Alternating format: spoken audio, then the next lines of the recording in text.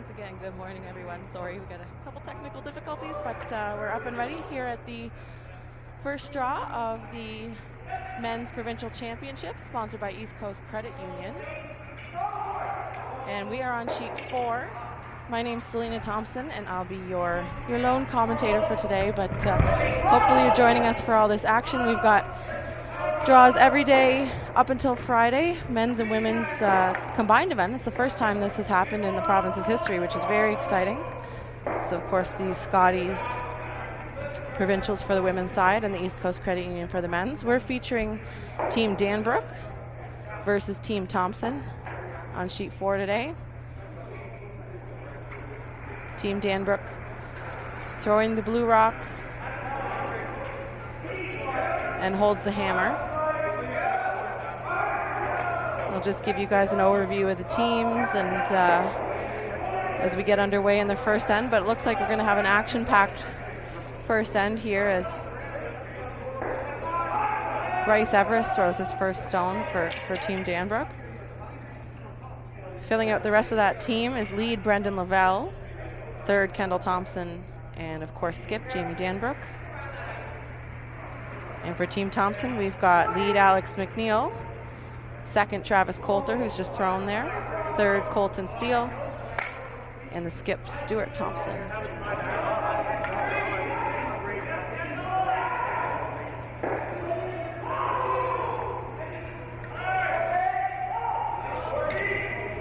Looking forward to a good week as these teams just get their first game out on the ice. They had a day of practice, but this ice was finished up over the weekend and looks like it's going to promise some nice curl, trying to replicate conditions from an arena setting in the club setting. And the players seem to be pretty happy. We were talking to a few of them yesterday. There was opening ceremonies yesterday evening and a reception, and the teams were saying that the speed's pretty good and they're getting some nice curl out there. As we just saw a little hit and roll to keep some separation. So Team Danbrook sitting 2 here and looking pretty good to score a couple of points to open the game. Of course, there is a center guard in play there for Team Thompson, so they'll try and take advantage of that. Don't necessarily need to right now on Colten Steele's first stone.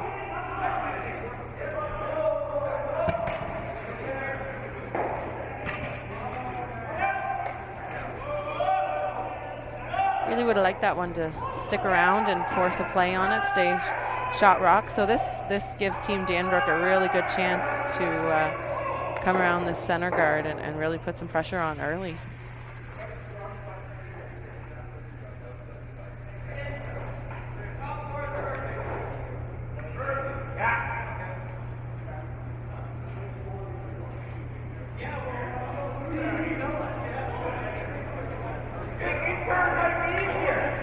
So the teams had a bit of practice before the game where they threw stones up one side of the sheet, try and get a feel for draw weight, but things may have changed.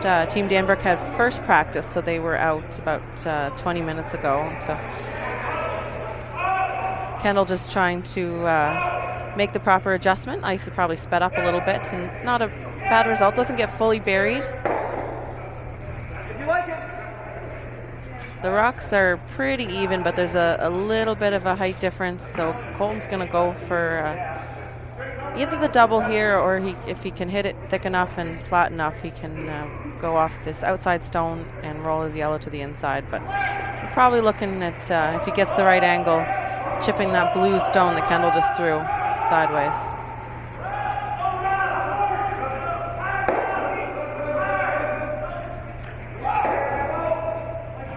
So just a little bit too thick. Not much difference between that and if it curled a tiny bit more, might have got a better result there.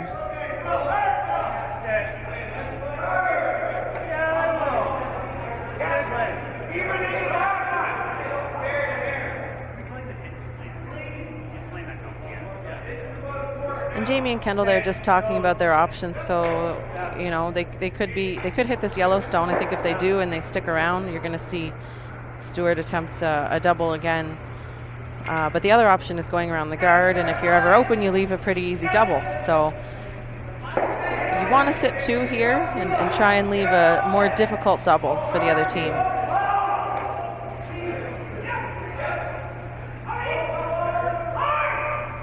So just hit that right on the nose. Well done. So you can see there on the screen there is a double available. We've only got a couple stones left for yellow, so you want to make sure that you get some kind of roll and try and bring the play toward the center and group those stones. So Stuart will have a chance on his last to force or get out of this end with a blank.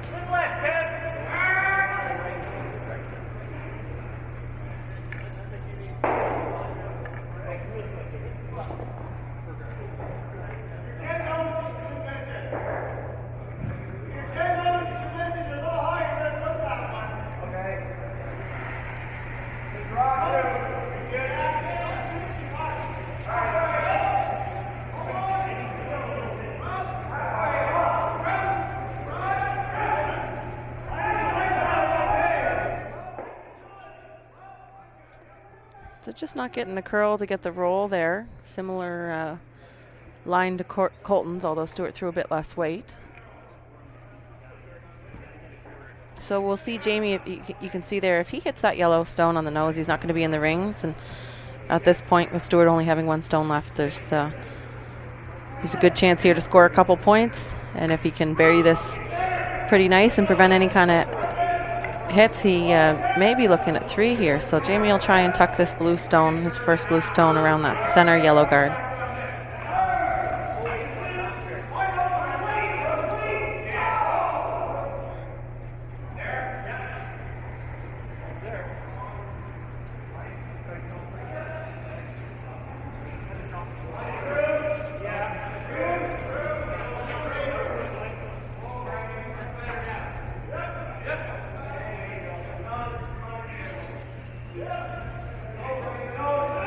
Sweepers jumped the line a little bit on that and it's not quite getting the curl that they'd be looking for.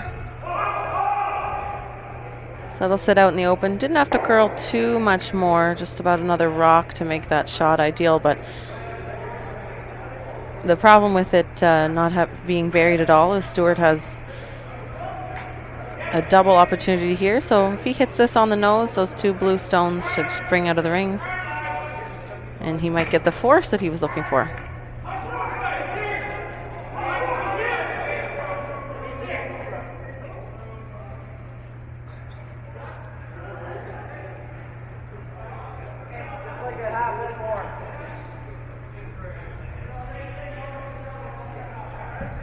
So final stone for Team Thompson here in the first end. Trying to make a double to force Danbrook to a single.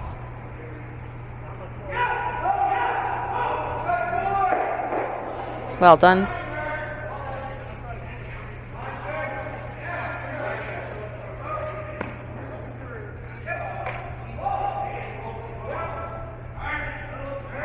So it looks like if Jamie hits this on the nose, he should be good for a single point. First end, you don't really want to play a draw against 2. You'd rather make the hit, and if you happen to give up 1 that's not quite as bad as missing your draw and giving up 2. So he'll hit this on the nose, maybe get a little bit of a roll either way to make sure it's good for a point.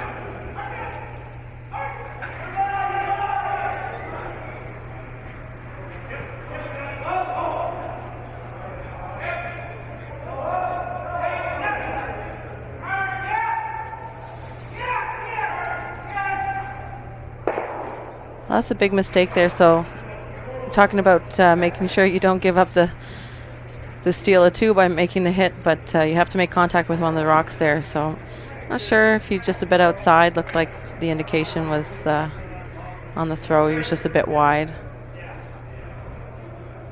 So that'll be a steal of 2 points for Team Thompson in the first end. Came out of nowhere. They were really looking at giving up a couple for a while until just a couple misses on Jamie Danbrook's shots. Opened it up. So we'll have Alex MacNeil once again start us off in the second end, and I'll just overview the other games that are on the ice. Of course, if you're joining us online, it probably means that you couldn't make it out to the club to watch, but there's live scoring on nscurl.com for the sheets that aren't streamed. So that would be sheet 2, which is featuring Team Sean Adams and Team Glenn McLeod. Sheet 3 is being streamed as well, so you can find that link on the Bell TV1 site. And that is Paul Dexter taking on Jamie Murphy. And I should have mentioned Glenn McLeod is the reigning Nova Scotia champ, so he'll be looking to defend his title here this year. Of course, we've got Thompson Danbrook, our feature game today, and on sheet 5, where you can follow the live scores online on nscurl.com, it is Chad Stevens taking on Brent McDougall. So those are your 8 teams. We qualify 8 teams for the provincial championships for both men's and women's. So every draw you see, all the teams that are in the event are playing, and it's a round robin format, so best of 7.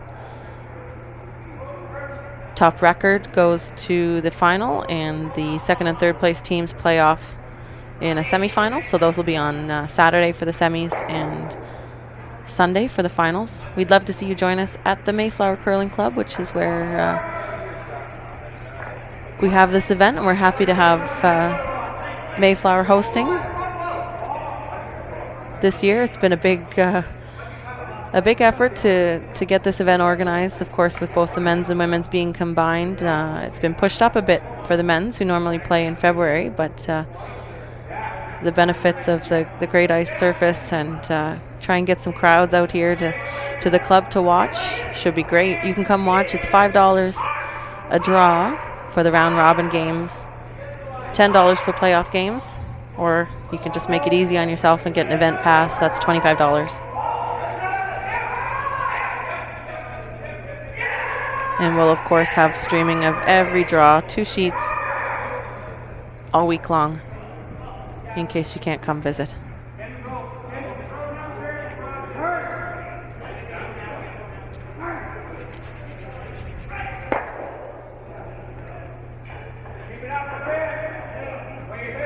So after that steal of 2 in the first for Team Thompson, and with Danbrook having hammer, we'll just have a bit of a reset for Team Danbrook. They'll have to, sometimes you get teams, they'll just try and treat it as if, well, we didn't have hammer in the first and we gave up 2. They got to park that and move along. So we'll try and make use of the corner guard there, sitting 1. So nice setup for Team Danbrook here in the second end.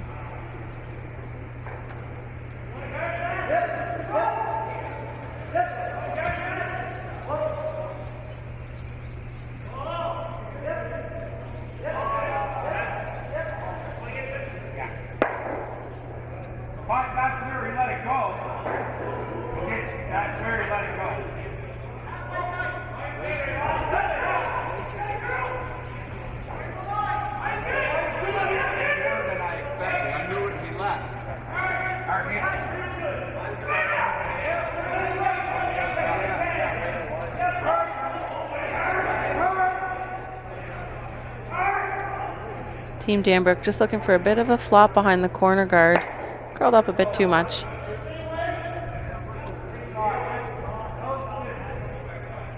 If they weren't shot rock, I know that Stuart would be running up and peeling the corner guard that's on the left. You can't see it on the screen, but it's in front of his broom there. But for now, he'll have to settle to just hit the rock in the rings.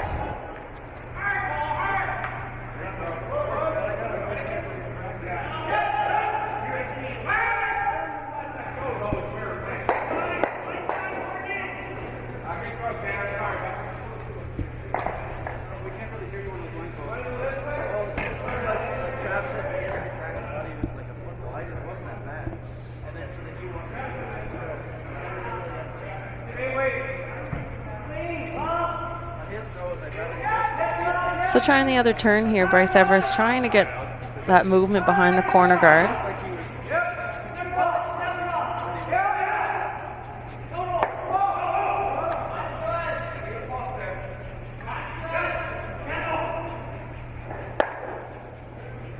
And that's not a bad alternative there to remove both yellow stones. That's a pretty soft weight double.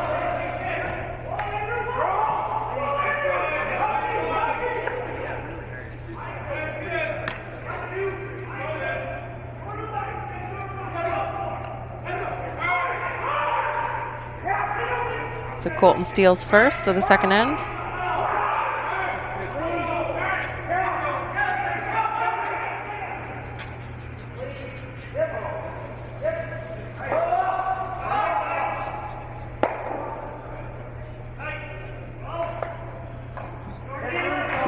Stuart would have been looking for a little bit of a roll behind that guard for Colten to try and block the path, but just a little bit, not sure if it was overswept. They were on it, so maybe the sweeping was just too effective, but that was one in each end there for Colten that's gone a bit straight, and he's rolled out on a hit.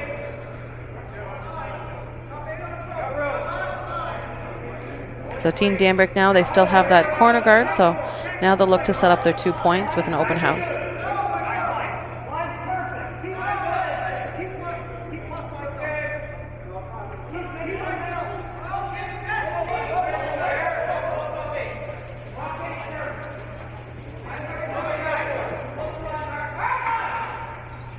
So that stone from Kendal just coming a little deep and able to slide through the rings. Maybe the ice still speeding up a little bit, just throw it a little heavy.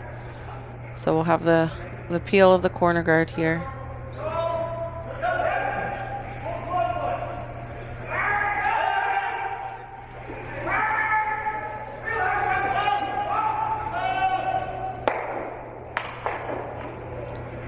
A little bit of heat on that one from Colten.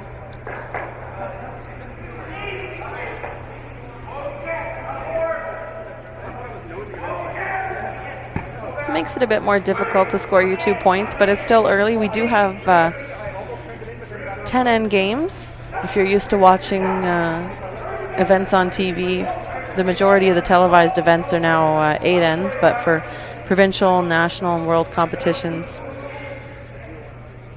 we've got the 10 end games, so there'll be a break after the 5th end. So lots of time to reset and just try and make some shots here for Team Danbrook.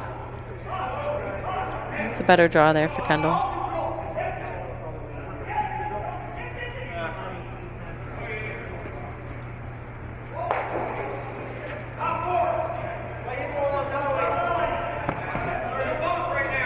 Strategy is pretty simple at this point. Danbrook will keep just putting one in the rings, and I think Thompson will be happy to hit it and get a blank out of this end.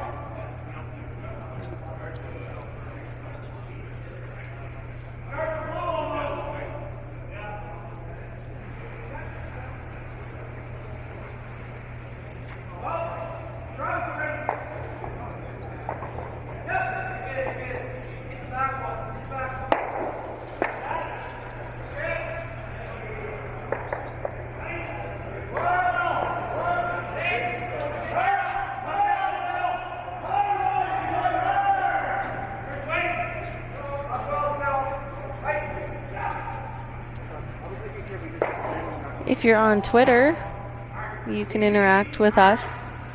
We're using the hashtag NSCurls for the event, and you can also use a hashtag for any of the teams. So if you're cheering for Team Danbrook, use hashtag Team Danbrook, and for Team Thompson, use hashtag Team Thompson. And as we go through the games, you'll hear the Twitter handles for some of the teams. Some of them have Twitter accounts, so you can interact with them that way as well.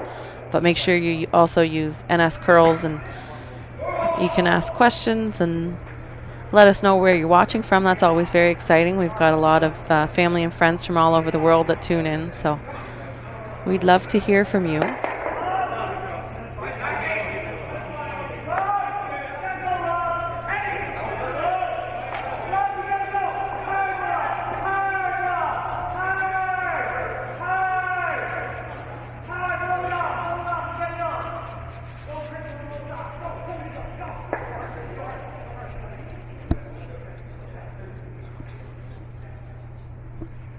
We got our first shout out here. It's actually from in the club. Colten's dad would like to shout out to his father in New Glasgow who's watching. So hello there. At least we've got one person watching. I know that for sure now.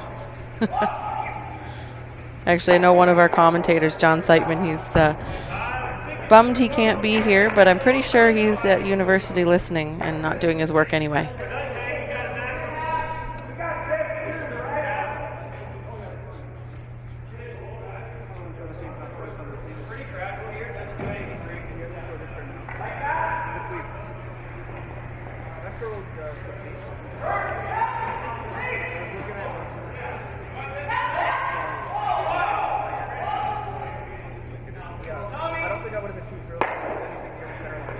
So just looking for the blank here for Team Danbrook.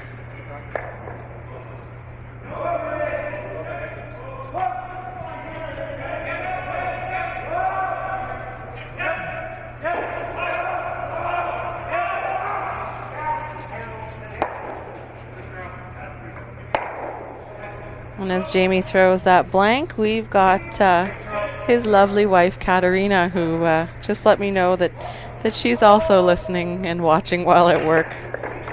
Hopefully her boss isn't also watching, because now you're caught. So hi to Katerina. And just before we get into the third end, I should mention too, we've got rivaling brothers in this game. So you might have noticed that Team Thompson, of course, Stuart Thompson, shares the same last name as Kendal on Team Danbrook. So they're siblings. They actually played together in the 2011 National Junior Championships, where Kendal was a skip. And I'm trying to be an unbiased commentator, and I think I can do that. They're actually my siblings as well, so it's fun to get to watch them play here.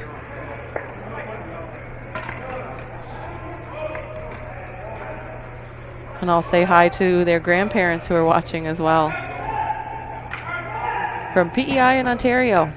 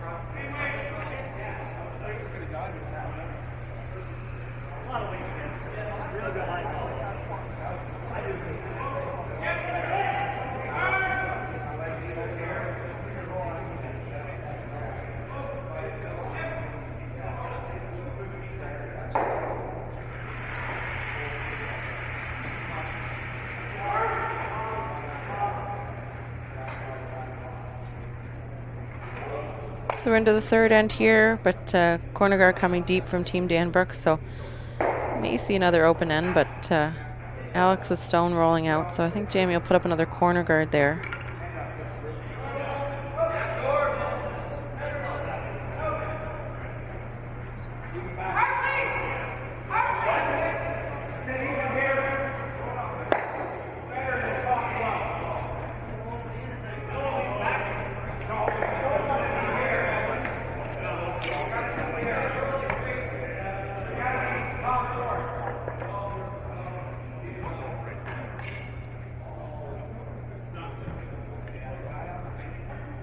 So better effort there from Brendan Lavell. Nice corner guard, not too close to the rings. Of course, you won't be able to draw around it if it's too tight to the rings.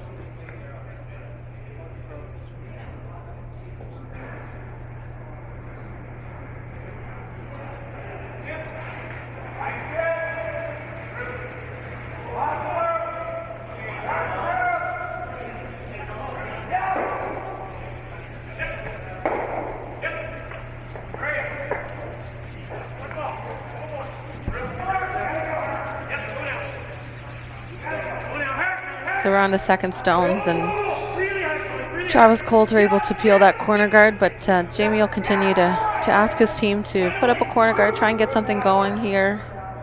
Down a couple points, just like to get some more stones in play, but once you bring things into the rings, then there's opportunities for doubles and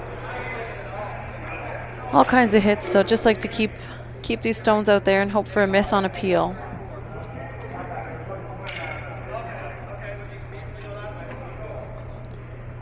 I've got word that we've got more Thompson family watching from PEI.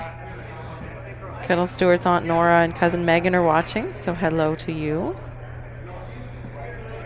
And some avid curling fans that couldn't make it down from the valley Julie Morley and Edie Lloyd, we're missing you here, but we hear they'll be down to watch. So lots of people watching, which is fantastic to hear. We'll try and get a little more excitement. I know this end don't have too many rocks in play, but now I think Jamie's going to bring stones into the rings here. Call a freeze.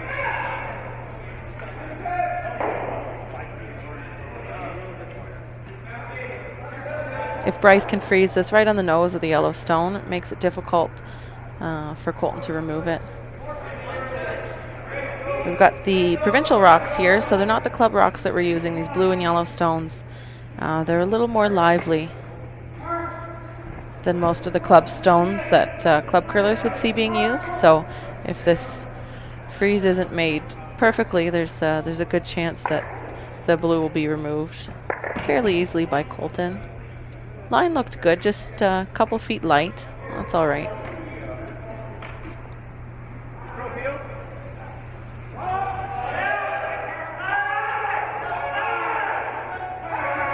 It'd be great if Team Thompson could remove this blue stone and stick 2 yellows in the rings, but there's a pretty good chance they'll clip that back yellow. You want to make sure your primary objective is reached, which is to remove the blue stone.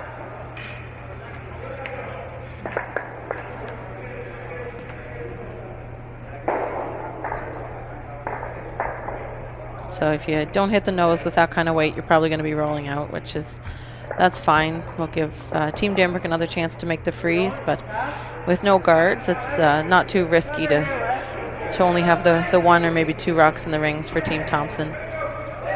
They're happy to just play defensive and allow Team Danbrook to try and get the rocks in play.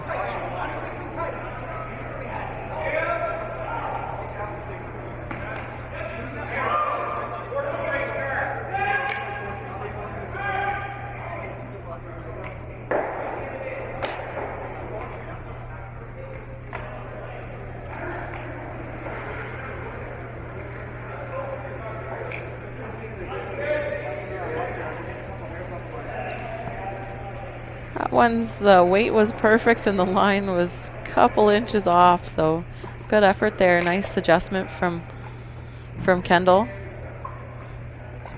So we didn't have the same player throwing those 2 freezes, and we saw Kendal have one little heavy in the last end, so he's made the adjustment there. Great weight. Just need to touch more ice, I think.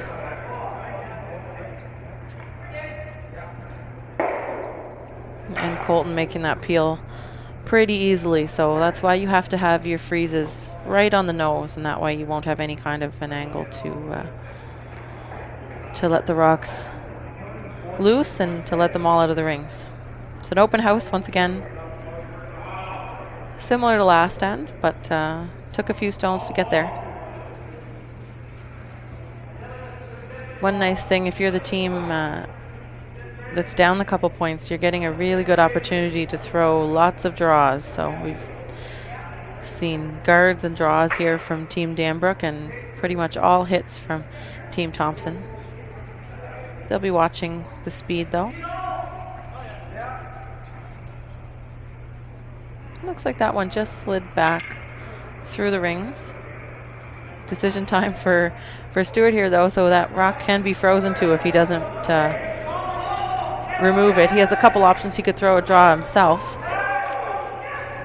or hit that stone, but I think if you got the opportunity early on in the game to throw a draw, it's a pretty good idea to take that opportunity.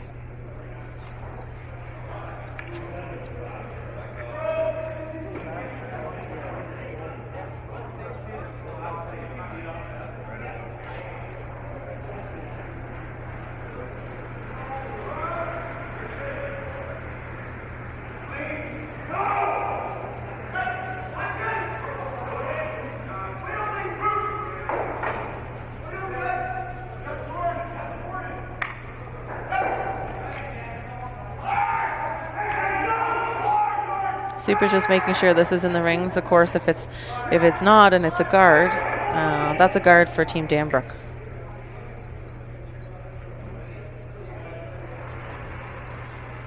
So nice weight there from Stuart. Obviously not throwing a ton of draws. isn't impacting them too much. Sweeper is able to get that just to the top button. So Jamie won't have a choice. He'll have to make a play on it. He can't freeze over on his blue, but if they make the hit and can call a little bit of a roll, might get lucky.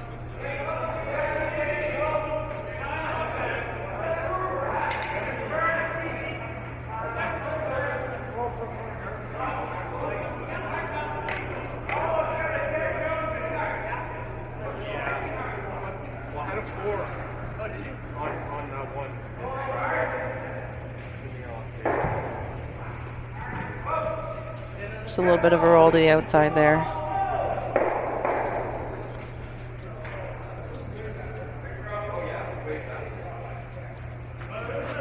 So Stuart will just have to hit this on the nose. Doesn't need to worry about too much of a roll. And we're looking at, as expected, another blank in the third end.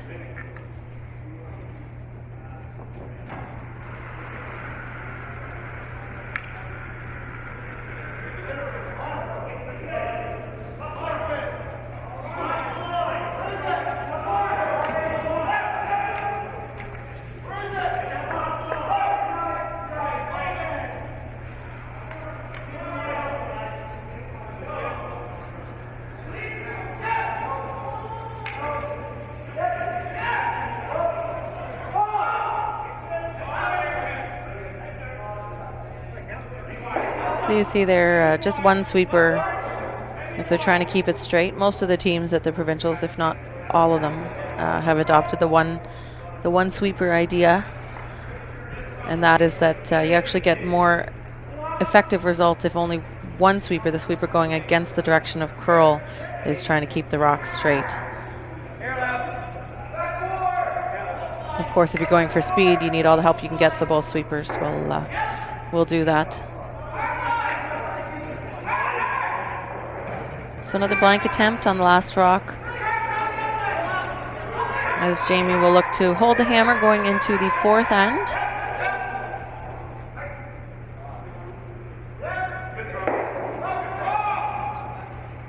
And perhaps I was wrong because they weren't sweeping that like crazy, so maybe he was just taking his 1 point and allowing the hammer to be switched. I was assuming, but I might have been wrong in that case there. So Team Thompson will get hammer going into the fourth end for the first time in this game, up 2-1. We're happy to have you joining us at the East Coast Credit Union Nova Scotia Men's Provincial Championships for 2016.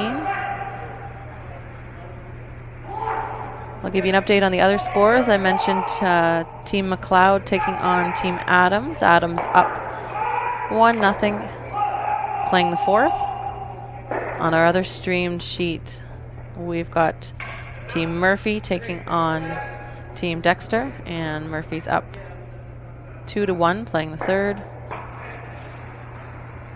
And on our final game, that is Team Stevens taking on Team McDougall, and Team McDougall up 2-1, playing the third end. So for the games that aren't streamed, or if you're only watching this one streamed, you can catch all the live scores at nscurl.com. And of course, if your favorite team is playing on sheet 3 or 4, then you'll have the game available for streaming.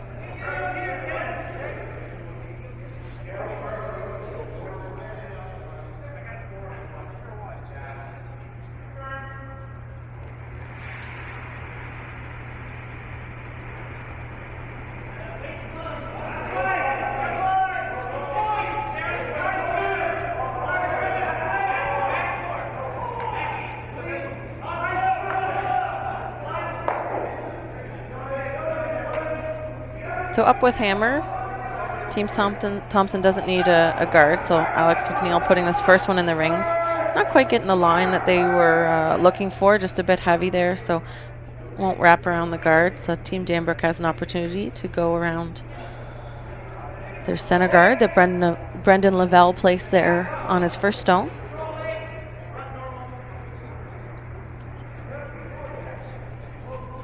We're using the 4-rock rule for this tournament, which means that any guard within the first 3 stones can't be removed from play by the opposition.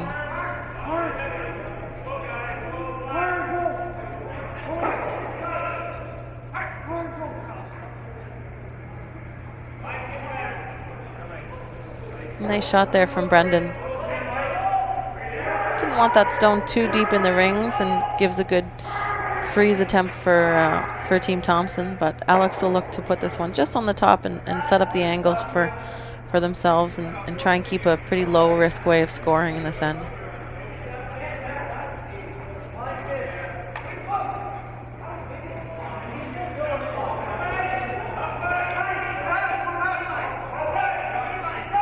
So sweeper's just indicating this stone's a bit heavy, so they'll try and wrap it around the blue stone. Just gets it by.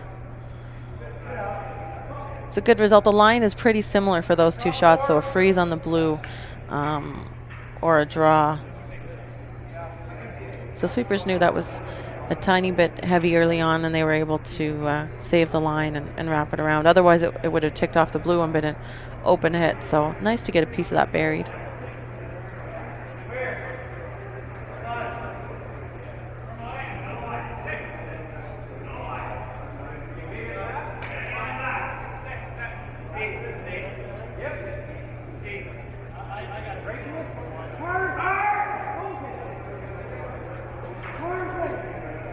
Bit of the same issue there. They were looking for a freeze on the yellow, but they've had to bring that around. So a couple of missed freezes there, but leaves lots of rocks in the house with 1 center guard out front. The center guard's only helping the team without hammer because it allows them to shut down the scoring area. So that's why we're seeing Stuart go out front and asking Travis to peel that center guard,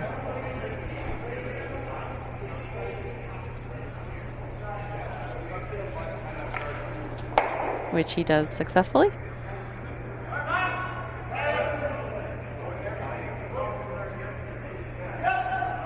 I think for Jamie here, the guard's actually a pretty good call.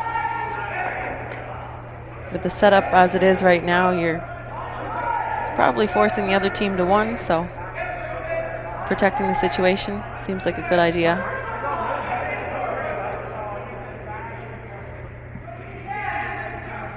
And with the hitting ability of Team Thompson, of course all the teams here can hit, but I think we see a little bit extra weight there from a couple of the players on this team. So you don't want to bring the rocks into the rings too soon and allow a big weight hit clear everything out.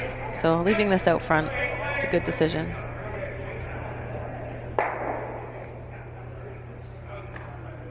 And you know you made a decent call when the other team wants to get rid of the stone. So we'll look for another peel here from Travis.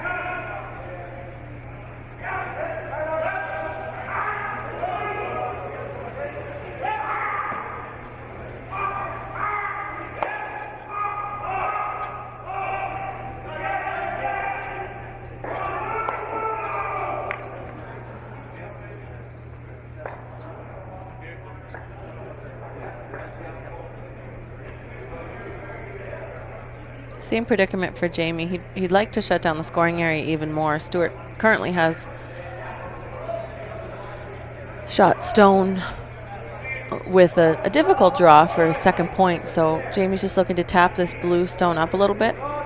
We're on to mate stones. A guard would be a call that you could make here too.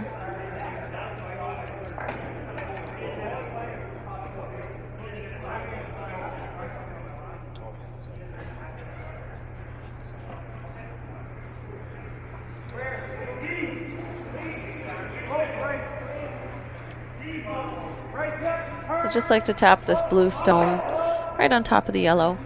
Just waiting for the line. Weight looks okay. Sweeper's calling out back 4.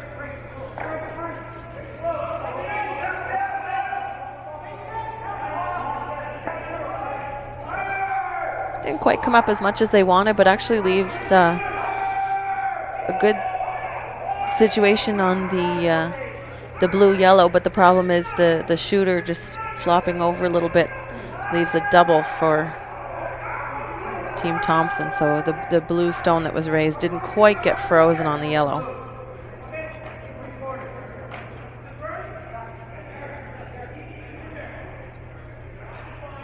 Colten just clarifying, there's a couple shots there. Stuart would like both blues to go. There's a raise of the blue onto the yellow, which will, of course, then remove the blue back four, but control of the front of the house is important.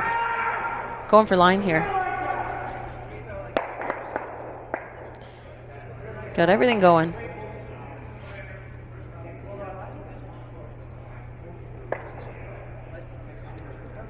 So that actually made contact with every single stone in the rings. And he managed to keep his shooter. If he was making the shot as called, may not have kept his shooter around. But it curled up just a little bit too much. So it's hard for Team Danbrook to ignore at this point. And with one good shot there from Colten Steele, it's a promising looking end for Team Thompson with no guards in play.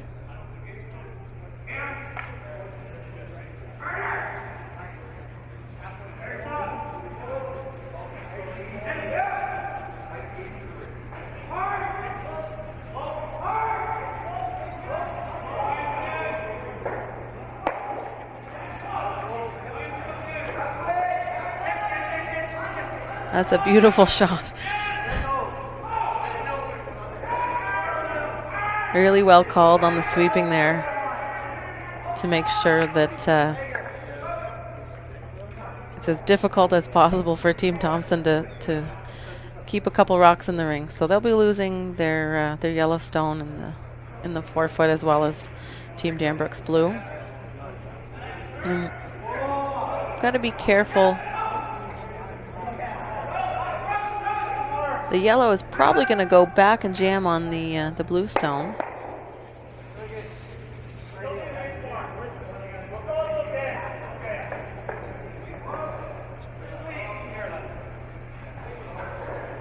But Jamie has an opportunity to hit and roll in front and save the end here.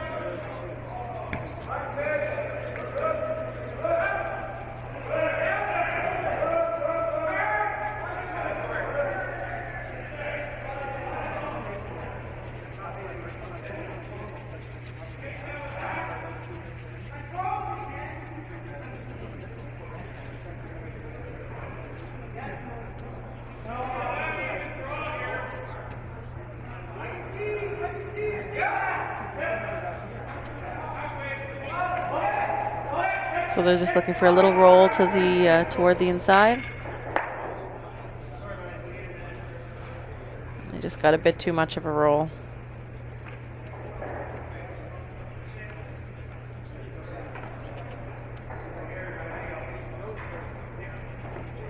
So Team Thompson with Hammer looking to pick up a couple. Nose hit's pretty good in this case. Then there won't be an easy double for Jamie. He'll have a slash, so he'll be able to hit it on the outside, but good chance for Team Thompson to pick up another couple here.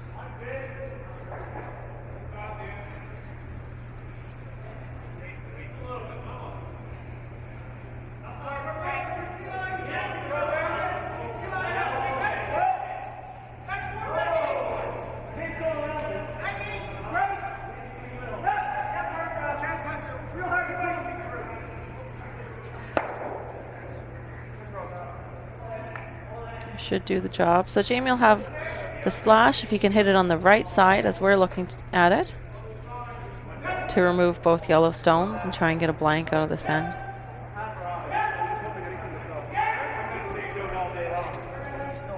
So what happened here was it was looking pretty good for a force for Team Danbrook, but just I think they brought the stones in a little too early, brought the play into the rings and allowed some well-played hits with monitoring the angles and making sure that the Yellowstone stuck around by Team Thompson.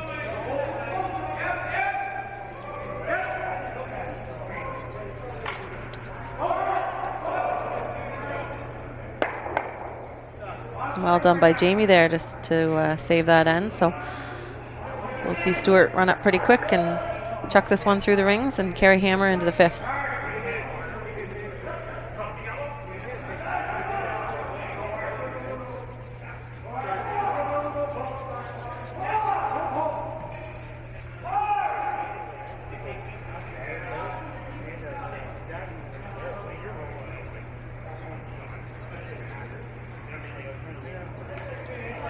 And with that, we'll do a recap of the score. So it remains 2-1 for Team Thompson, and they will carry hammer into the 5th end.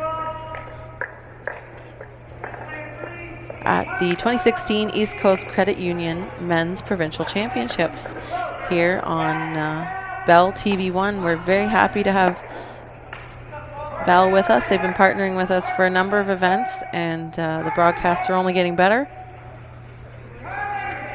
And we have lots of viewership, so it's nice to hear from everyone that's checking us out, paying attention to their favorite teams. You can use the Twitter hashtag NSCurls to let us know where you're watching from, who you're cheering for. And we've got live scoring for the games that are not being streamed on nscurl.com.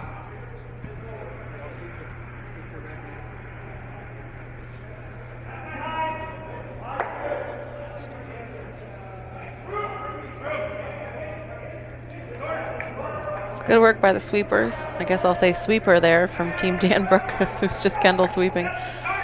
Trying to keep that rock straight. And probably got that over the hog line too. It's only a foot or so past.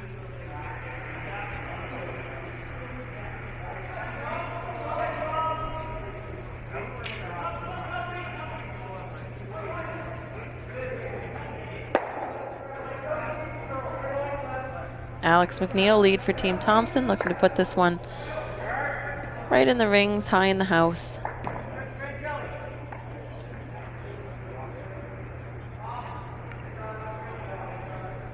Nice shot from Alex.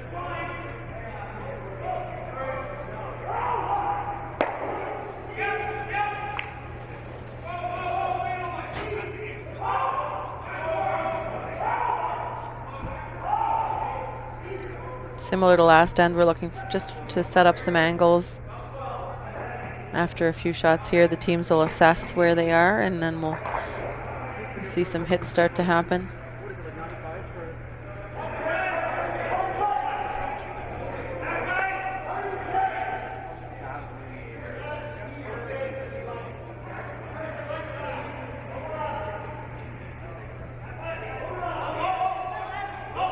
Throw there from Brendan. Just came to the biting the top 12. I think if the sweepers had gotten on that a bit earlier, they could have held the line and kept the blue stone open. Right now it's perfectly guarded by the blue guard out front, so can't be used to be promoted onto the yellow. So Stuart will just ask Alex to go around his own, actually. So Alex's first stone was high enough in the rings that he can use it as a type of guard to come around here. That's the kind of curl we're getting, which is nice to see for these teams that are preparing to go to a national event where they'll see similar amounts of curl. That national event, of course, is the Tim Hortons Brier.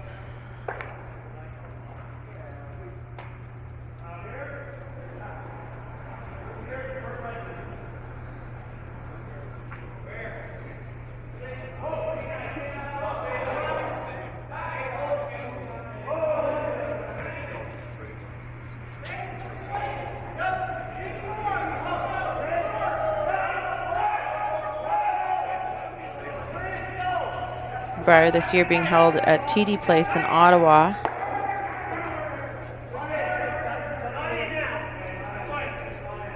And that is the 5th to 13th of March.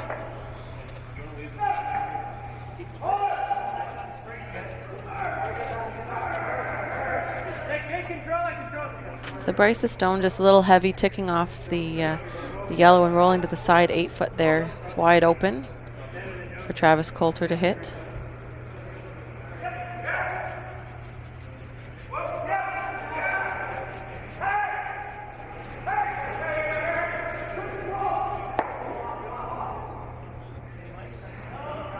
once again, this end is looking a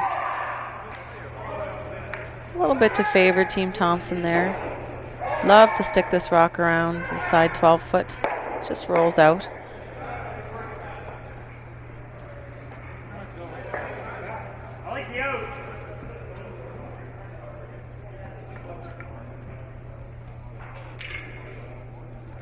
So as a result of, I think I mentioned earlier, Brendan Lavell's freeze attempt just over curling a little bit. We've got Bryce has to make a run back here.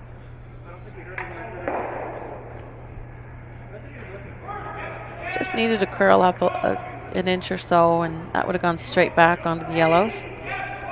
So Team Thompson sitting 2 here, and those are perfectly guarded by a very long guard. Very long center guard, so they'll just go to the wings here. They don't need to make any play around the center line. That gives Team Danbrook an opportunity to freeze. So trying to get separation as much as they can. Just going to the side to back 12-foot here. Won't be shot, won't be second shot, but it will be third shot.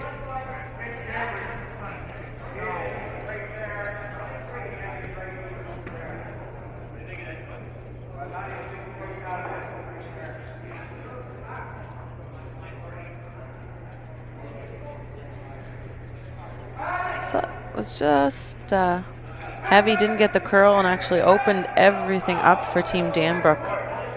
Really couldn't touch that front guard.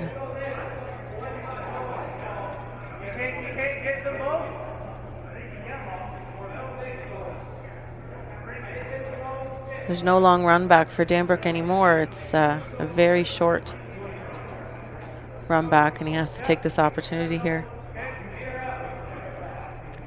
Might not squirt both yellows out of the rings, but getting at least one of them out is a bonus at this point, because they were just given a little bit of a gift there.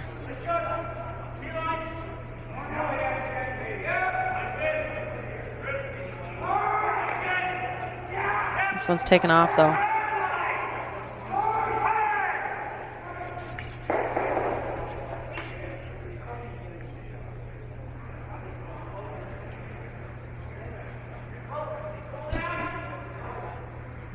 They would have liked to stick the shooter in the rings. It just spins over a little too far.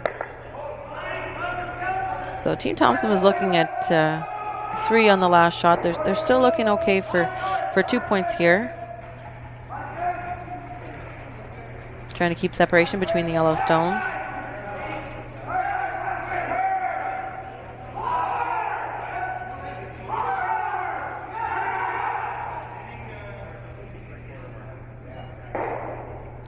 One curled up quite a bit. Sweepers are trying to hold the line, but now they'll try and get as much separation the other direction.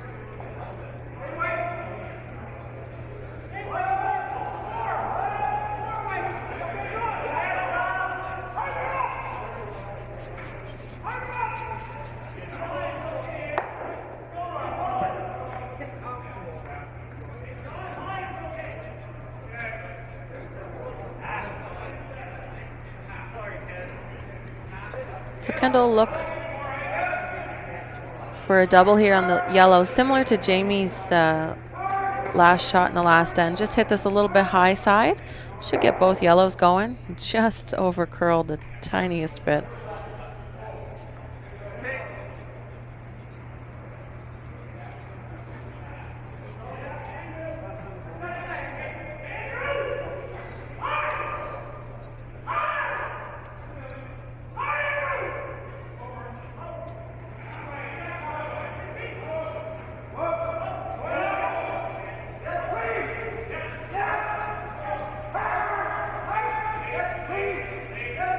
Looking to keep separation here. Colten steals second stone.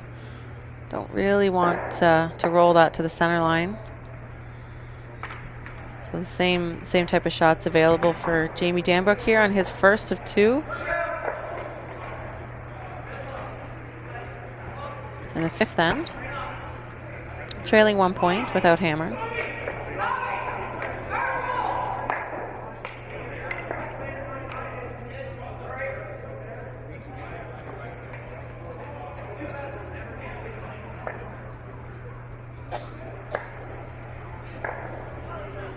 If this isn't made here, Jamie may not have a chance to make it again, so watch the line. Kendall's just over curled a tiny bit, but this one's being held a bit better. And so he's made that shot twice in 2 ends, so good result there. Would like to stick the shooter because Stuart Thompson has a corner guard he can go around now. But Jamie couldn't have made that shot much better. Maybe could have curled a little bit more and that shooter would have stuck around. So opportunity for 2 still exists for Team Thompson. Got a great shot nonetheless from Jamie Danbrook there.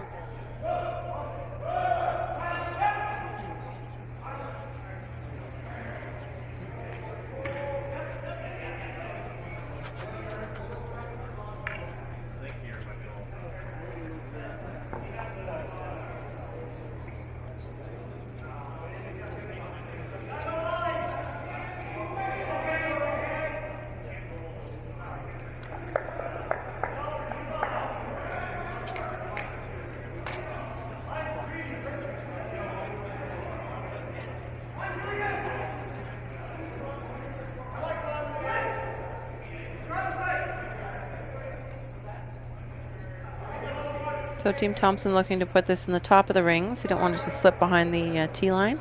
You like it to be fully buried behind the blue guard.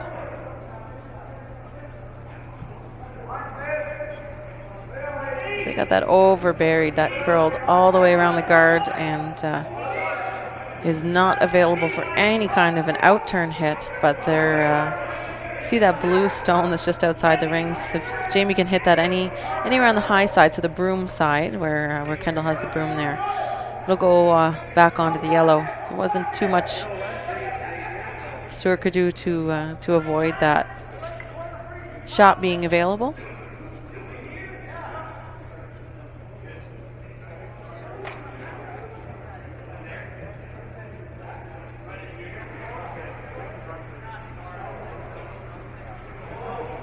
They just need to keep this on the high side.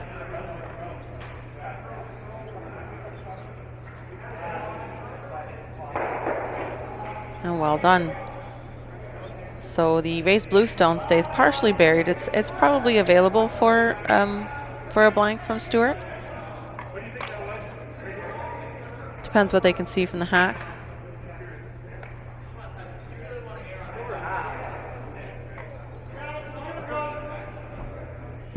We got mics out on the ice, so I could just hear the front end saying they've got more than half, and you don't even need to hit half a stone. You make the peel, you retain hammer, which is great, especially going into the 6th end when you're up 1 point. So I think the shot that Stuart really wanted to play is this peel. He just needed to make sure he could see enough of the blue stone.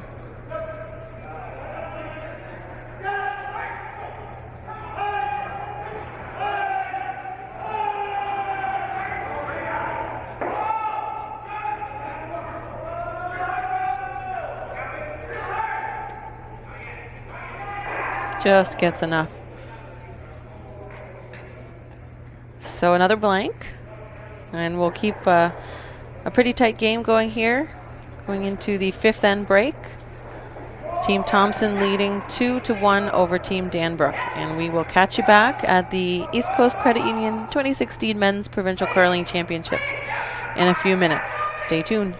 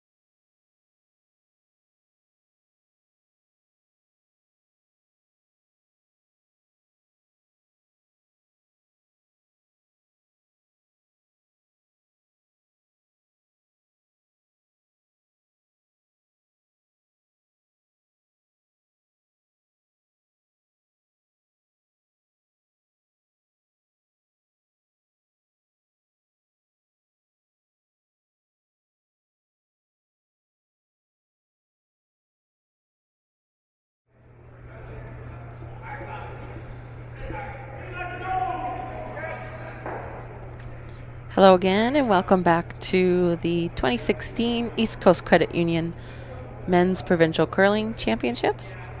I'm Selena Thompson, and I've got the call on sheet 4 for you at this draw 1 of the men's event. We're going into the 6th end with Team Thompson taking on Team Danbrook. Thompson leading with a score of 2-1 over Danbrook and holding hammer in the 6th end. We've only seen 2 ends with scores, otherwise blanks on the board. So a steal of 2 in the first, which was a bit of a surprise there. And then a score of 1 in the 3rd for Team Danbrook. Brendan Lavell lead for Team Danbrook led us off there. It's a nicely placed center guard. Just remind everyone of the teams. Team Danbrook out of the Mayflower Curling Club. Lead Brendan Lavell, 2nd Bryce Everist, 3rd Kendal Thompson, and of course the skip Jamie Danbrook. And Team Thompson playing out of the Dartmouth Curling Club. Lead Alex MacNeil, who's just throwing. Travis Colter is the 2nd. Colten Steele is the 3rd, and Stuart Thompson the skip. They're throwing the Yellowstones. And Alex MacNeil just placing another nice first shot. He's been pretty good at those today. Nice center line, high in the house.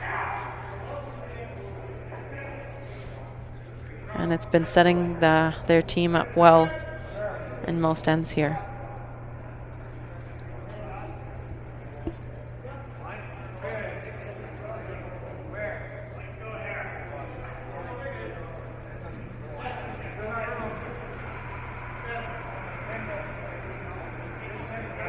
We've got 2 fast games out on the sheet. Sean Adams and Glenn McLeod. Adams leading 2-0 after 5 ends. They're just playing the 6th, and so is our sheet. But the 2 other games out there, Murphy versus Dexter, they're about halfway through the 5th end. And McDougall versus Stevens are nearing the finish of the 5th end. So I'll try and keep you updated with the scores as we go, but you can always find them on nscurl.com. We've got live scoring and streaming of every game on, every draw on sheets 3 and 4.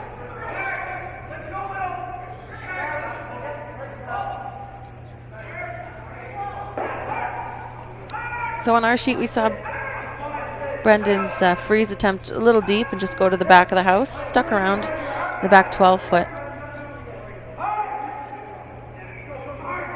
Alex MacNeil trying to do another one of his come around a stone in the top of the rings. Those are not easy. He did a touch more weight and he would have tucked that a bit better.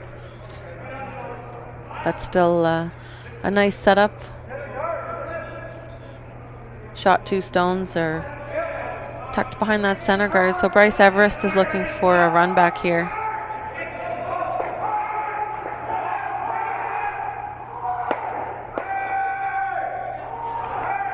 Good shot. Leaves the shooter out front, which is nice to have. So Team Thompson left with an open stone in the rings and a center guard from Team Danbrook. So an interesting call here from Stuart. Knows he has to sit 2, but he doesn't want to group them. So he's just asking Travis Colter to move these move the yellow stone over and get the shooter tucked behind the guard. Just try and tap it on the center line side and get at least one of them buried.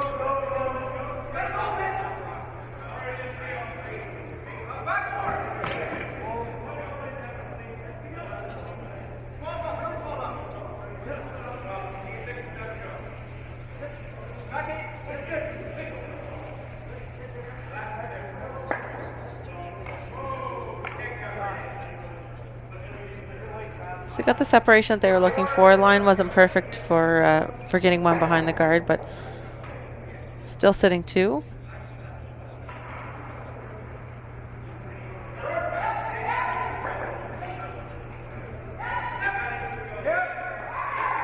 Don't forget we're on Twitter. You can use the hashtag NSCurls.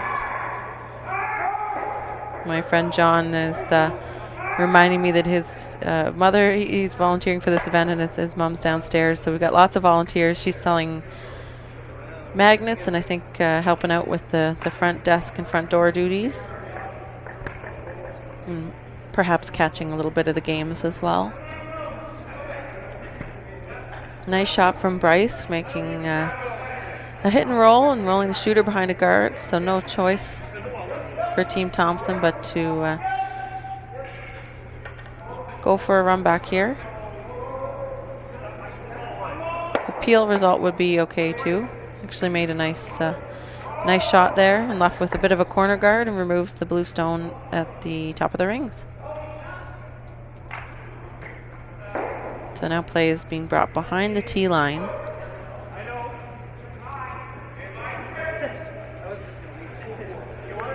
Freeze is another opportunity for Team Danbrook. I think it's pretty safe here to try and limit the other team's ability to score. You still got a guard out front that really could be used for either team. It's not a perfect corner guard. It's not a perfect center guard. So looking to tuck this one behind the guard after it makes contact with the yellow stone. Doesn't get the roll they're looking for, but sits 2 nonetheless. And the double's available for Colten Steele. Right on the nose, should do it.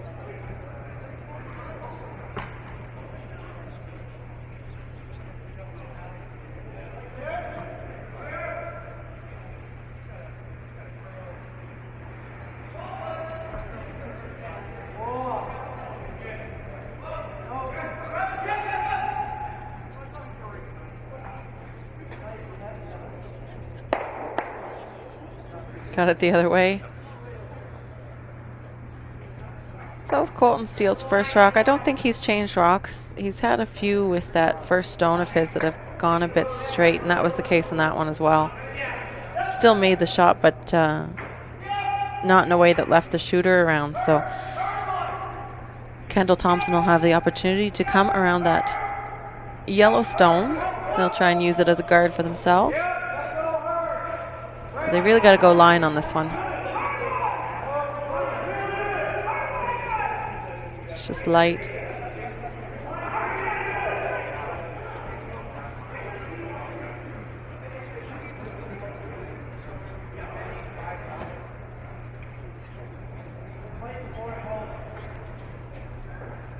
So the opportunity switches to Team Thompson now with hammer. If Colten can put this top of the rings. I don't know if Colten's thrown a draw this game. I don't remember him throwing any. It's been all hits. So just talking to his sweepers there about what to throw. He would have thrown some draws in practice. That was over an hour ago.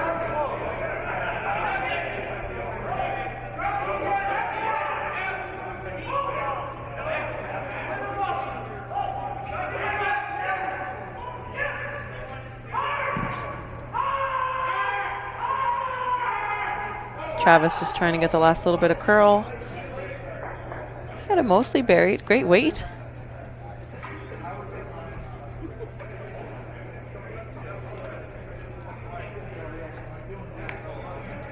Jamie can see enough of that yellow stone to remove it from play. He'd love to keep his shooter here. Probably just playing board weight. Enough to move the yellow through the rings, but not so much that the shooter rolls out as well.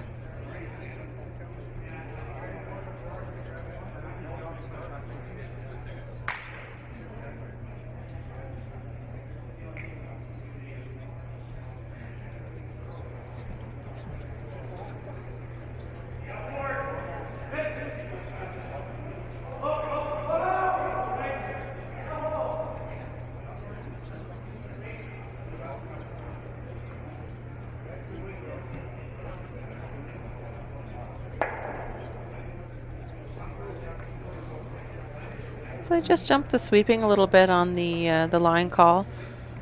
Removes the yellow stone, but didn't stick the shooter around. So objective A was completed, but there's still two guards out there, so Stuart can put this draw a little bit in a better spot than Colten's last one. Have it fully buried. It's going to be very difficult for Jamie Danbrook to prevent Team Thompson from scoring a couple here.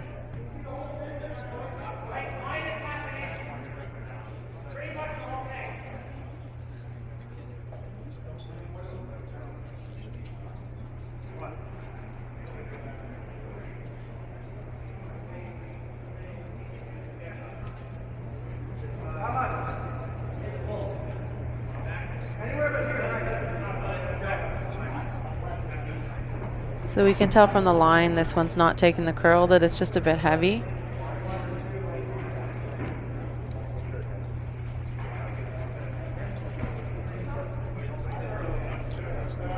Right through the ring. So that's been a couple times this end that momentum has switched 180 degrees. So back for Team Danbrook now. Instead of looking at giving up 2 points, there's a really good steal opportunity. And at the very least, a force, which is ideal for them.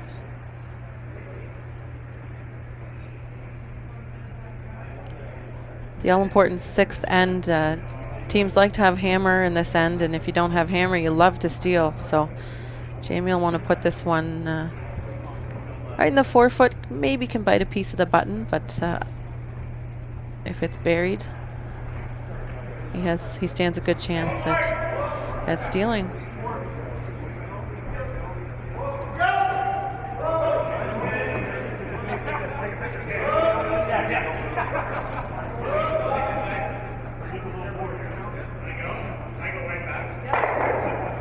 Sweepers liking this a little better than Stuart's, but they need to sweep for the line, and they know it might be a bit deep.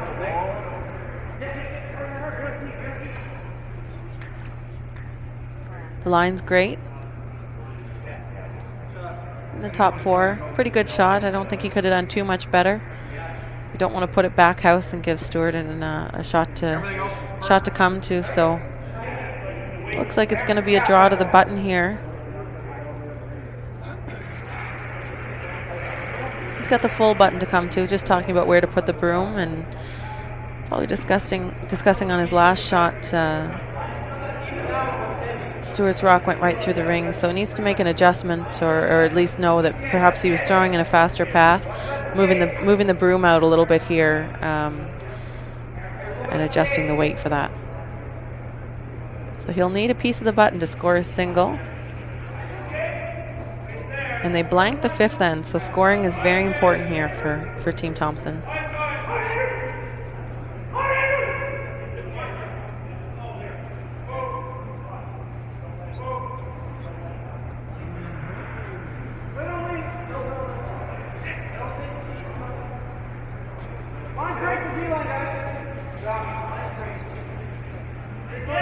Sweeper's liking this one a bit better. We'll just guide it as it comes into the house. Gotta wait for the line a little bit.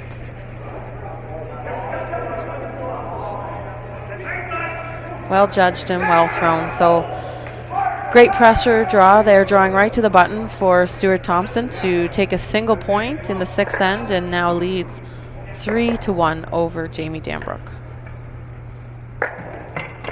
Good updates in the other games for you. Adams leads McLeod still 2-0, playing the 6th. Jamie Murphy leads Paul Dexter 5-2, playing the 6th end. And Chad Stevens picked up a couple points in the 5th and now leads Brent McDougall 4-3 in the 6th end.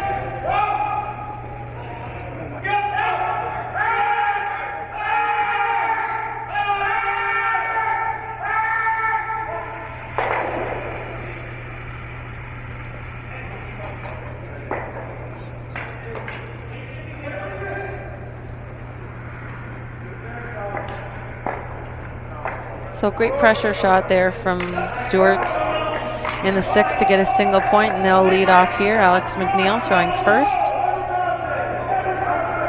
in the 7th end.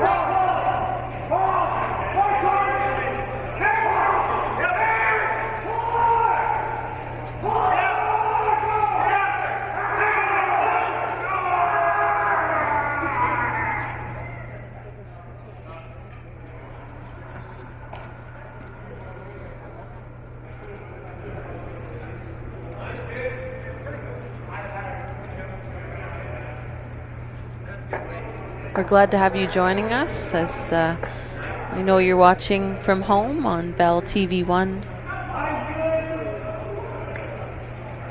And we hope that if you're in the Halifax area or in Nova Scotia and you'd like to come see your favorite teams, that you can make it out to the Mayflower Curling Club. That's on Monaghan Drive off of Yonge Street in the north end of Halifax. Today we have draws remaining at 2 o'clock. That's the first women's draw for the women's tournament, the Provincial Scotties. And then again at 7 o'clock with our second men's draw. So both tournaments are round robin formats. You'll get to see all teams play on all draws as they make their way through the competition and vie for the best record to make it to the final. And if they fail that, the second and third best records puts teams into a semi-final on Saturday.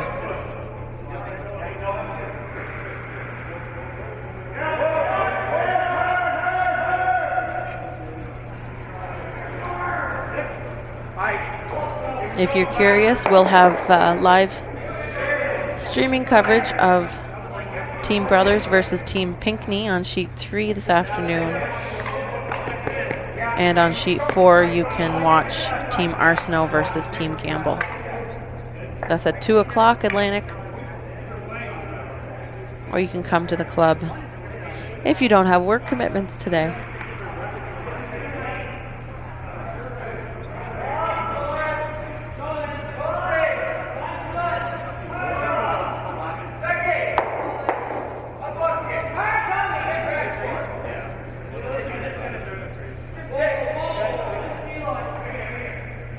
So we've got a nice setup there. Team Danbrook has hammer. They do have a corner guard and a stone in the rings.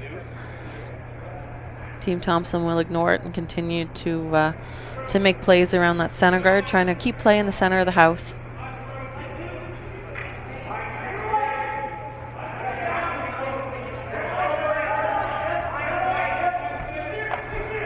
Travis Colter delivering his first of the 7th.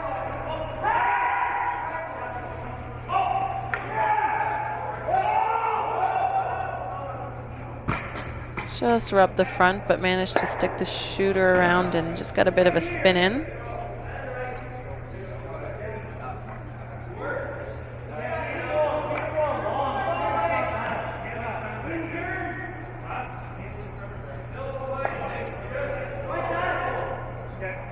Jamie just indicating to Bryce Everist, there's a couple options here. If you hit this yellow stone, you can make a roll either behind the center guard, which is, the center guard's pretty tight to the rings. So I think ideal would be to roll it toward the corner guard, but you don't really want to get stuck in the middle. We'll just watch the line closely here.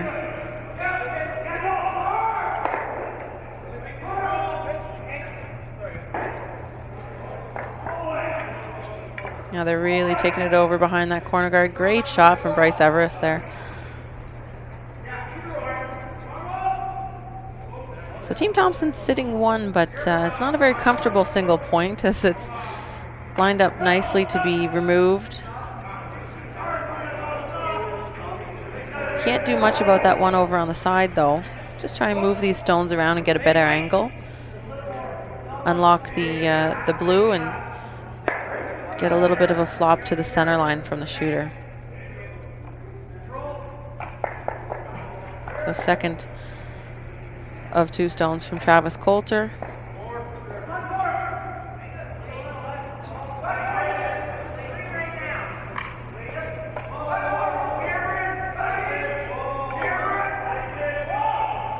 Looking to get to the inside nose of the blue. So Alex MacNeil working to get that extra little bit of curl. Didn't get to the inside. They managed to bump the stones around a little bit. I think Jamie just looking to see if there's a double there on the yellows, which I think there is. I don't mind trying to get it under. Yeah, we got tons of rock.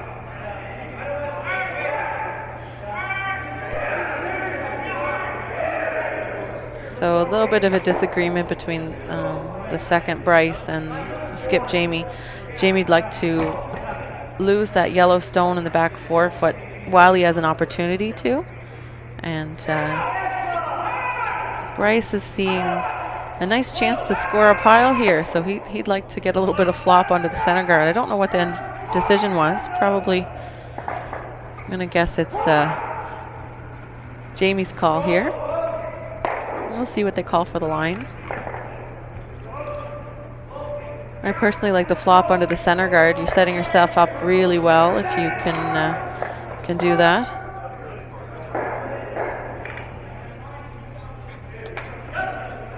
Still a good result. So 3 blue stones in the rings. They're now shot stone. And then also 3 and 4. So Team Thompson has to be very careful here with where they place their stones. If you ever set up any kind of a double or leave an opportunity for Danbrook to bury some more and remove that yellow stone, then you're in a bit of trouble. So just a freeze on the top 4 foot stone. Like to leave it partially open. But being frozen to that blue stone is important.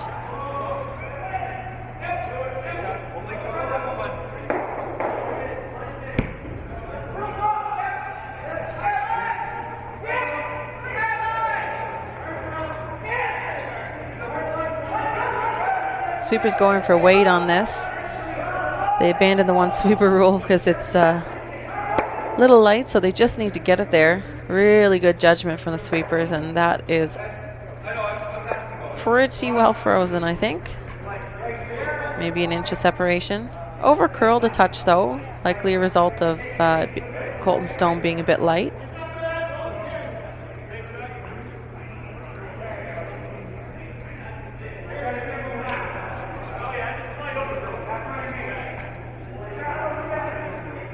Jamie's looking for ways to open up the scoring area and give himself a chance at a multiple score here. 2 is great. He'll be keeping that stone over that you can see on the left side of your screen. With that yellow stone being pretty well frozen, you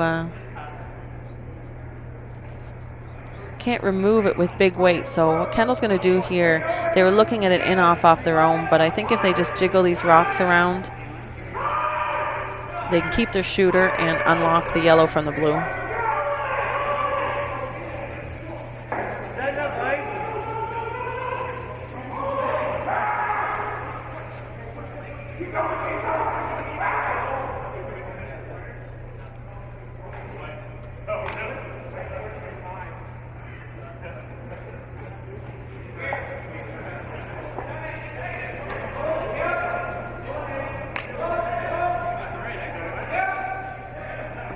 Just like to make contact probably with the corner of the yellow. Doesn't want to make too much contact yellow onto blue.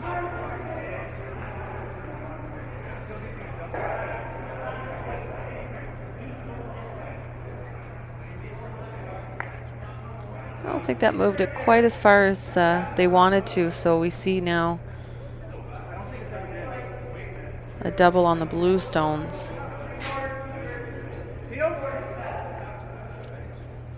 Colten looking to hit this pretty much on the nose, I think. Probably leave a double himself, but removing the 2 blue stones is the key here. Limit the scoring ability for Team Danbrook. Managed to get that other blue in the top 12 out too with the amount of weight that Colten can throw. He knows would have done it, but he hit it a little high side, and they still all fly out of the rings.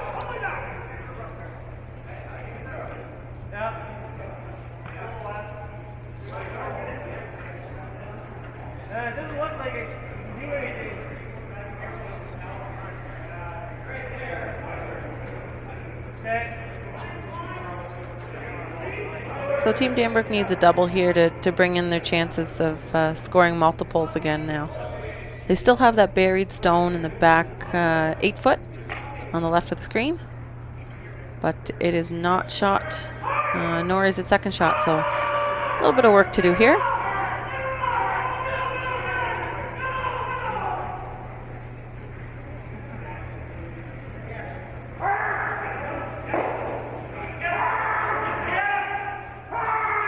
So with that stone, if Kendal's not curling up enough, they were trying to get the last bit of curl at the end there. They actually removed what was 4th stone, so yellow still sits 2. Means they have to worry a little bit less about that blue stone still in the rings.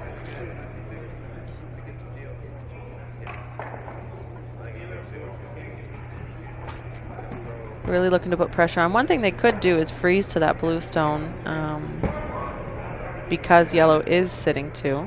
But they're looking at a come around there. You just don't want it too deep in the rings. So the blue, Team Danbrook's blue, will have a play on it though.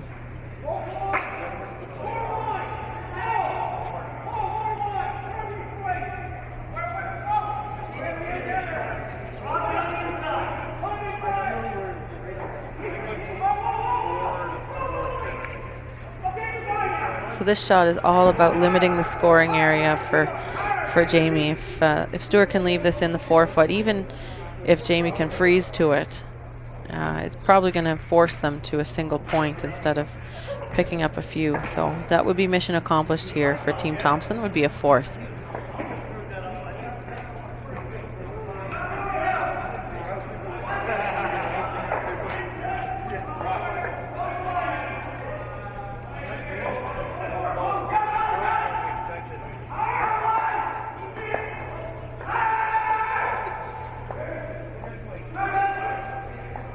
Really going to get it by that top 8 foot. Just a bit light there. I think they did get, the sweepers did get it far enough to be third shot. So yellow's sitting 3. But the way those yellows are staggered at the front now, that's going to act as a guard for Jamie. If he can make a hit and roll off this Yellowstone back 8 foot, and roll his shooter sideways into the back 4 foot, it will not be easy for Stuart to remove.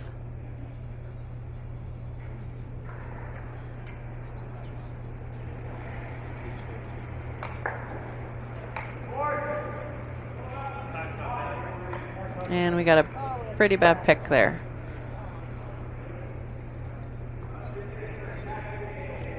That's very unfortunate to see. And not going to end up with anything good as a result. You hate to see those happen because probably threw that pretty well.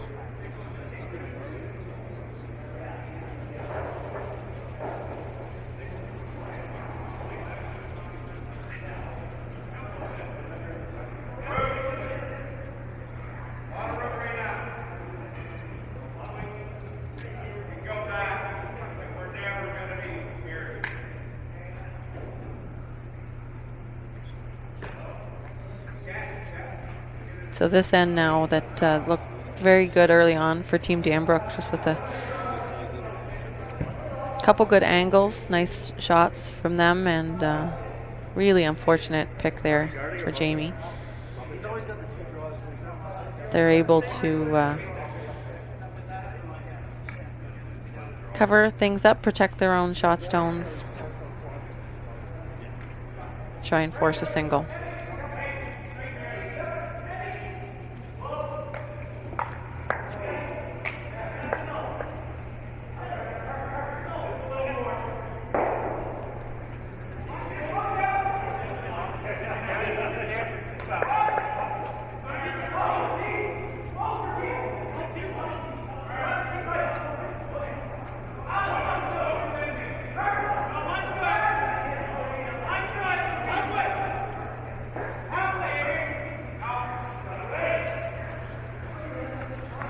So with that stone there, I think it worked pretty well to promote Team Thompson's Yellowstone to the top 4 foot and help to block off any kind of a draw to the 4 foot. So it's going to be a tough shot no matter what for Jamie here.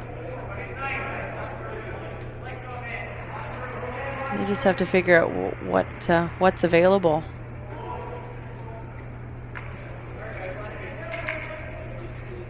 There's no in-turn draw, though. That's completely blocked off by the Yellowstones. I think perhaps he's just looking at making a shot to limit the damage here and give up at most a steal of 1.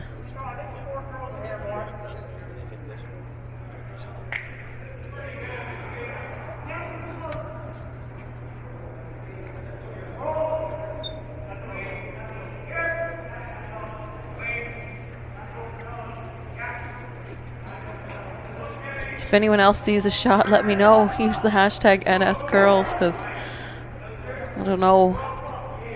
I think Jamie's right. Just a big weight hit here. Try and make a double on the left-hand side of the sheet.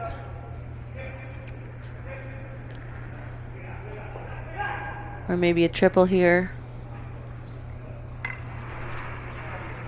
just to give up a single point. So with I didn't give you guys an update, but Team Murphy's defeated Team Dexter. So I'm going to have a commentating buddy. Ryan Corrisel's joining me. Yeah, Selena, we're grab the action on sheet 4 here. Looks like Jamie's in a bit of trouble. Yeah, he had an unfortunate pick on his first shot, and well, it's a steal of 3 for Team Thompson. Yeah, I think had he nutted the double in the middle, it might have caught that third one on the back there to limit it to 1, but a little bit outside on the throw and straight jams the rock, and it's a steal of 3. So that'll be a 6-1 lead for Team Thompson after the 7th end. Yeah, Selena, every time I've looked over at this sheet from my other one, I have to say, it seems that Stuart's team's really been shooting the lights out. Yeah, but they've been able to play defensively. They've been up with hammer in the second half, or sorry, for the end of the first half and the beginning of the second half of the game, and so able to just kind of play low risk ends and either keep a blank alive or we saw Stuart make an excellent draw in the 6th end to salvage 1 point there. So it's a little bit disappointing, I know, for Jamie there. Didn't have anything and a terrible pick on his first. They were actually set up well that end, but things turned around pretty quickly. So it'll be defensive play all the way here for Team Thompson. Yeah, and Jamie will have the hammer here playing in the 8th. See him go pretty hard for multiple points here.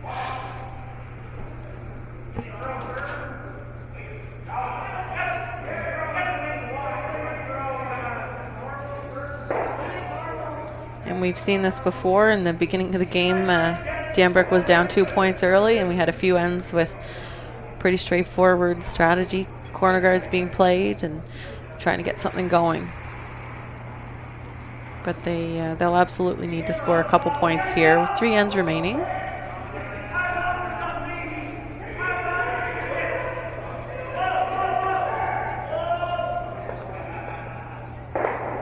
We were mentioning over on our sheet, Selena, that a bit of a family affair this morning here on sheet 4. You got your 2 brothers playing on each other. Anything extra on the line here this morning between the brothers? I didn't put any money down, so not for me.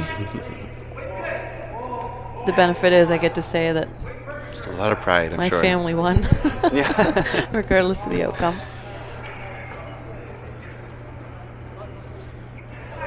Yeah, they used to play together. I don't know how much I mentioned. I think I said that they together played on a championship junior rink in 2011, and then Stuart followed that up after Kendal aged out of the junior category. Stuart moved to skip position and won the subsequent 2 junior provincials in 2012 and 2013.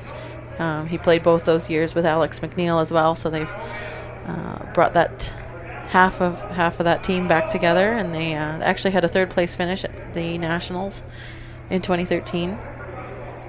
Team Thompson qualified in the 3rd spot for this provincials. They were the number 1 qualifier out of the last weekend's event in New Glasgow. Team Danbrook qualifying 4th in that event, so putting them 6th qualifier overall. And Jamie, a former Newfoundland champ, he played with Brad Gushu for a couple years, at least one. He's Jamie Danbrook's well known around here. He makes ice for a number of the clubs, this one included.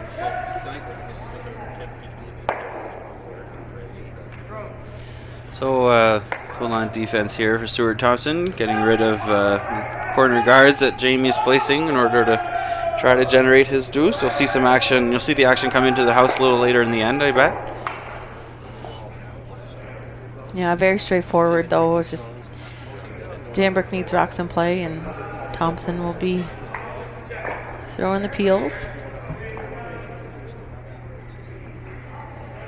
It becomes difficult at this level of play if your guards are not perfectly lined up. There's double peels available, so at some point you give up on the guards and you bring play into the house, because you know that you may lose all your stones Yeah, and they seem like easier shots, but you really do have to have the same amount of focus on every one of them, because these might be what gets you your deuce later in the end. So they just have to be made as all the important high hard ones as well. We saw a bit of a mental break on sheet 3, an open draw to the house for Paul Dexter, who had been making his draws all game on the 4 foot on the pin, and probably the easiest shot of the game he had, and he came up short. So you really have to keep the mental sharpness there throughout the whole game and for all the shots. It's a long week as well, so 7 games in the round robin.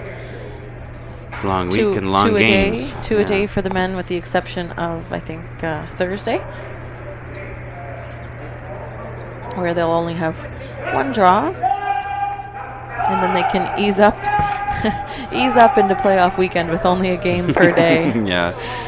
The Danbrook team is doing a great job here, keeping these corner guards even.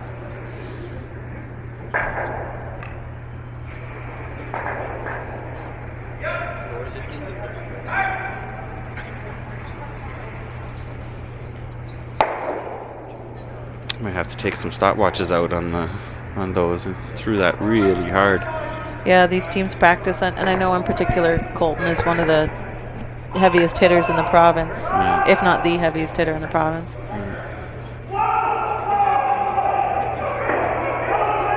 No question, and they can throw it accurately too. So there's a big difference between being able to, kick out and give your rock a big shove, versus actually doing that with accuracy, which is what these teams can do. Yeah, he seems to have a bit of an extension worked into the process there as well, and that's something else that makes it harder to do accurately. It's another thing, another part of your delivery you have to perfect, and seems to have it down.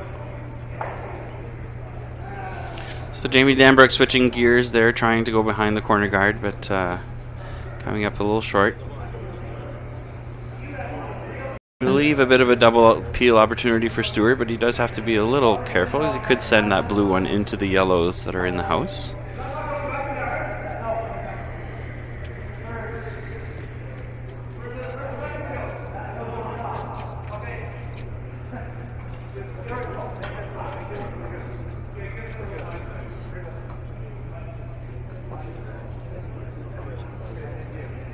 Even if only a single peel or any kind of a jam is made, I don't think there's going to be a jam in the house, but no, not with. They're still not in a bad position with a couple stones in there.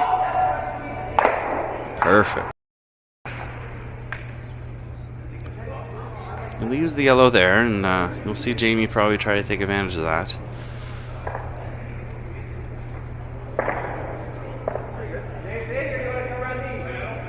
Yeah, the other option, of course, is coming around the ones that are in the 8 foot. It's kind of act as a stagger guard there for Jamie if he were to come around it successfully. We saw lots of curl over on sheet 3. I assume the same thing over here. The ice seems pretty good. Absolutely, and we saw a similar situation to this, Ryan, in the last end, where on Jamie's first, where he had the pick, he had a great opportunity to go around, or to hit and roll behind some stones, and unfortunately the ice had other plans, but try it again here. Line's really good on this one. Yeah. Probably get it fully under there. They're okay with taking that. I mean, it's going to sit for shot rock, but even if it was a little further back, as long as it's buried, there's always a pretty straightforward double on those yellows. So great shot there from Kendal. Got a pretty good result there on that one, yeah. And they have to, when you're down 5 points with 3 ends to go, you've got to, if you can do the math, you got to score a few and then best. So this is a smart call from Stuart. Those 2 stones are only helping Danbrook at this point. So he'll just remove them. He can give up 2 points and still be in a good position. So yeah, I don't know. I don't know how many teams you would see play this, but I quite like it as well. It's, the natural thought is to follow exactly. down, but if you ever miss that, then you can give up 3, and that is unacceptable with a 5-point lead. Has a lot to do with how Stuart's feeling, I'm sure, as well. He just wants to keep rolling here. Doesn't not leave anything too complicated for him, and he's definitely going to have a shot on his second now. And I think even being up 5, he might be completely fine with giving up the deuce at this point. Oh, absolutely. I think if you asked anyone out there if you could be up 3 with Last Rock playing the 9th end, they would take it.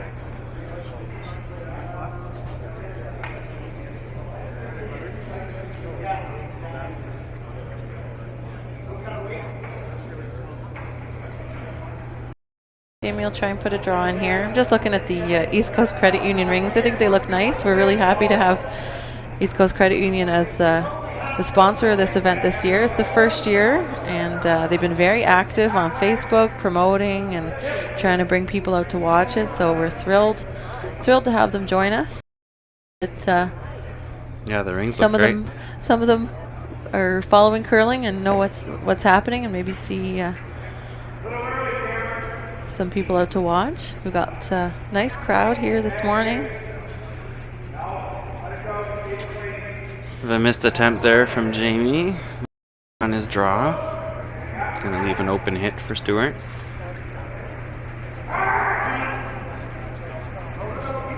It's just kind of telling on how this game has gone. They were down 1, keeping it tight for a while, but momentum was for the most part.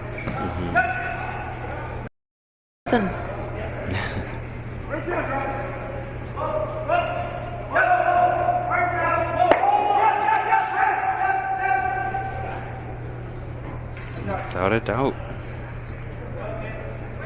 Nice roll there. It's going to be good enough to force Jamie into drawing for Steele. So, really impressive showing from Stuart this morning.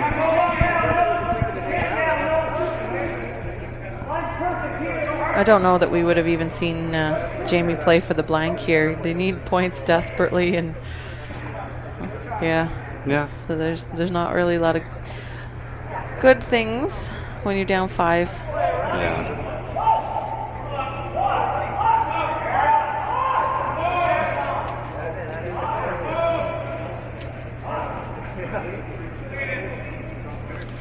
So we're going to try to guide this one into full 8, full 4. Looks good.